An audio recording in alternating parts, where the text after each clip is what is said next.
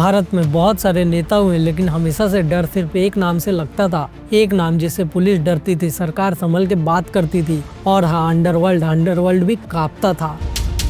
और कहा जाता है कि पूरे महाराष्ट्र में उसकी मर्जी के बिना एक पत्ता तक नहीं हिलता था। बम फटते हैं, उसके बाद में जो राइट होते हैं उसमें शिवसेना का हाथ रहता है, हाथ में पाँव रहता है। और कैसे एक सीधा साधा कार्टूनिस्ट आगे चल के इंडिया का पॉलिटिकल डॉन बना। आज के वीडियो में हम बात कर रहे हैं बाला साहब ठाकरे की और हम जानेंगे उनकी कहानी पूरे डिटेल में, तो आप इस वीडियो को लास्ट तक जरूर देखना। बाला साहब ठाकरे कोई आम नेता नहीं बल्कि बहुत ज्यादा कट्टर थे, बहुत ही ज्यादा कंट्रोवर्शियल, और सबसे जरूरी बात, उनको डर किसी का नहीं था। उनके बयान आज भी लोगों को चौंका देते हैं। मुस्लिमों के खिलाफ बहुत ज्यादा तीखे शब्द यूज करते थे। mad Hindu. What about the Muslims? When they lock out the people in Jogeshwari and they burn the building where all the Hindus died, nobody shed a tear for that. और उन पे बहुत बार आरोप लगा कि हिंदू मुस्लिम के दंगों में उन्होंने हवा दी है, बहुत ज्यादा भड़काऊ भाषण दिए। और 1992 से 93 में मुंबई के दंगों में उनकी भूमिका में आज भी बहुत ही ज्यादा बहस होती है। लेकिन एक सवाल, आखिर उनकी जिंदगी में ऐसा क्या हुआ कि एक सीधा साधा कार्टूनिस्ट आगे चल के इतना बेबाक नेता बना। बाला साहब का असली नाम बाल केशव ठाकरे था और उनका जन्म 23 जनवरी 1926 को पुणे के इलाके में हुआ था। उनके पिता का नाम केशव सीताराम ठाकरे था और उनके पिता बहुत बड़े समाज सुधारक थे और संयुक्त महाराष्ट्र के आंदोलन में उनका चेहरा मेन था। और महाराष्ट्र का आंदोलन वो आंदोलन था जिसमें कि मराठी भाषा के लोगों के लिए अलग राज्य की मांग हुई थी, राजनीति विरोध, मराठी अस्मिता। और बाला साहब ने बचपन में सब कुछ अपने घर में देखा था और उनको ड्राइंग का भी शौक उनके पिता से मिला था। और बाला साहब ने अपने करियर की शुरुआत द फ्री प्रेस नाम के जर्नल से की थी। वो स्टार्टिंग में राजनीति के कार्टून बनाते थे और वो अपने कार्टून से तीखे शब्द और बिना डर के धीरे धीरे 1950 और 60 का मुंबई बदल रहे थे। लेकिन वो एक ऐसा दौर था जब दक्षिण भारत और गुजरात से बहुत सारे लोग मुंबई नौकरी के लिए आ रहे थे और इसका नतीजा ये हुआ कि मराठी युवाओं को अपनी जगह पे नौकरी नहीं मिल रही थी। और ये बात बाला साहब को बहुत ज्यादा चुभ गई और 1960 के दशक में बाला साहब ने शुरू किया एक वीकली कार्टून जिसका नाम मार्मिक था। और यहीं से असली आग लगनी स्टार्ट हो गई। मार्मिक में लिखा गया था मराठी लोगों का हक, मराठी लोगों का अपमान और बाहरी लोगों का बढ़ता दबदबा इसमें सीधा दिखाया गया था। और धीरे धीरे उनके कार्टून के जरिए पूरे महाराष्ट्र में उनकी बातें सुनी जाने लगी और तब जाके बाला साहब को समझ आया कि कार्टून से सिस्टम नहीं बदलेगा।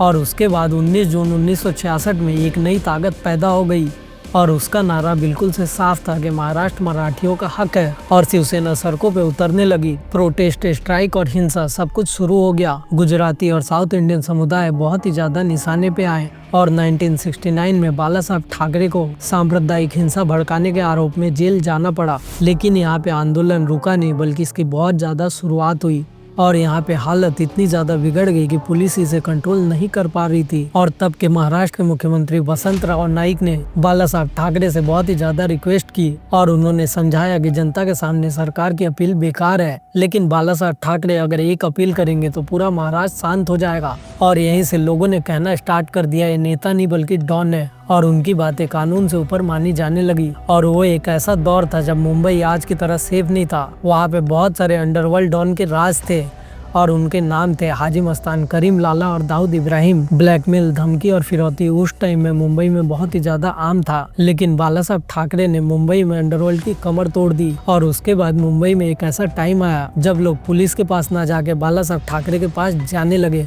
और उसके बाद 1990 के दशक में कश्मीर में आतंकवाद चरम पे पहुंच गया। कश्मीर से कश्मीरी पंडित को भगाया जाने लगा और इस पे पूरा देश उस टाइम में चुप था। लेकिन बाला साहब ने बहुत ही ज्यादा खुल के बोला, कश्मीरी हिंदुओं का बहुत ही ज्यादा समर्थन किया और यहीं से उनका फोकस महाराष्ट्र से हटके पूरे हिंदुत्व पे चला गया। और उसके बाद 1992 और 93 में बाबरी मस्जिद को गिराया गया और उस टाइम में बाला साहब ठाकरे ने डायरेक्ट कहा कि हाँ, शिवसेना का इसमें हाथ है। जब 6 दिसंबर को अयोध्या में बाबरी मस्जिद का ढांचा गिराया गया तो शिवसेना ने सबसे आगे जाकर के झंडा गाड़ दिया, हमने गिराया, और उसको बड़े गौरव से उसको ओन किया। गौरव तो है ही, बिल्कुल, इसमें कोई शर्म की बात नहीं है।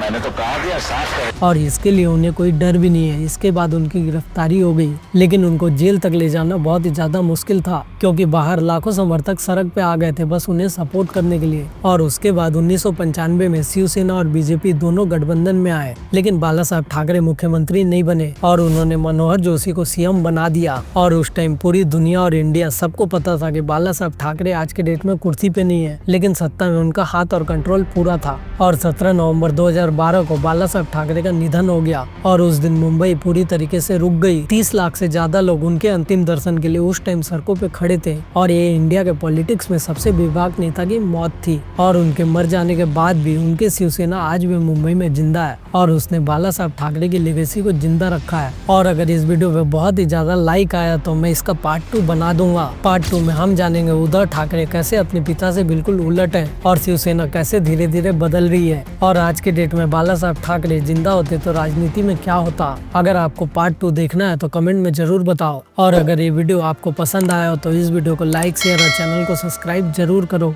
मिलते हैं आपसे आने वाले अगले वीडियो में, तब तक के लिए बाय और जय हिंद।